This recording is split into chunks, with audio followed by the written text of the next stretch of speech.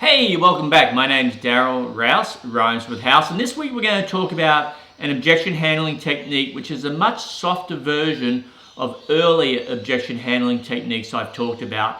As a real estate agent, you have to have several different ways you can handle objections for the given situation. Back in the early part of my career, 30-something years ago, I had one way to handle objections. And then over the course of years, if not decades, I learned that every objection wasn't the same. It came in different contexts, and I had to adjust to the client much more. So as time went on, I developed different techniques, and one of those techniques we're going to talk about today. So this objection handling technique I normally used in softer situations. It wasn't what I call a hard objection, it was a soft objection. So I knew the client, whether they be a buyer or seller, was going to move forward, but the objection was based on just their nervousness, and I could sense that. So I didn't have to go so hard on them, but I wanted to get across to them that I understood.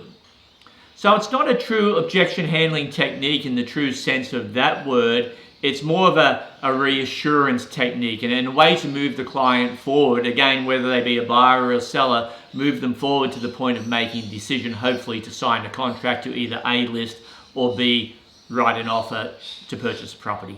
And there's three words to this technique: acknowledge, relate, and reassure. Acknowledgement is you understanding how they feel. Relate is you relate their experience to someone else's experience, so they know they're not isolated in their way of thinking.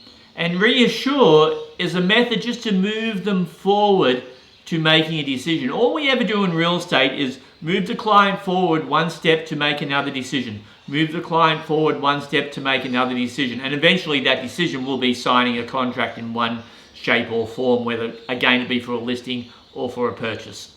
So there's three words now that will relate to this whole technique, and it's feel, felt, found. I understand how you feel.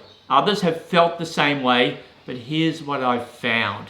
So this technique, again, it's a soft objection handling technique. It's not designed to be hard. So let me put this in a real context for you, just to kind of help you understand how it gets put together.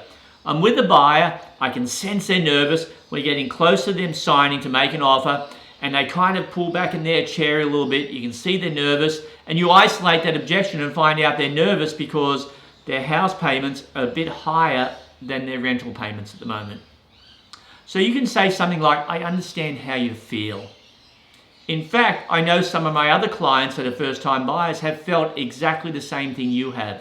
But here's what I found. By making a decision to move forward, after 6 months, you kind of get used to that mortgage payment. After a year, you've made some concessions, maybe not going out as much, etc. But now that mortgage payment just comes out of the bank every month, you don't even think about it. And then maybe in 2 or 3 years, that mortgage payment is now less. So again, it all moves to the last step: feel, felt, found. So feel is acknowledging how they feel, so they know they're not being an idiot. Relate is they know other people have felt the same way. And then reassure, here's what we do moving forward: feel, felt, found. I understand how you feel. In fact, I'd say that's very normal. I know my other clients have felt exactly the same way as that. They felt that level of nervousness. In fact, I'd say that's quite normal. But here's what I found.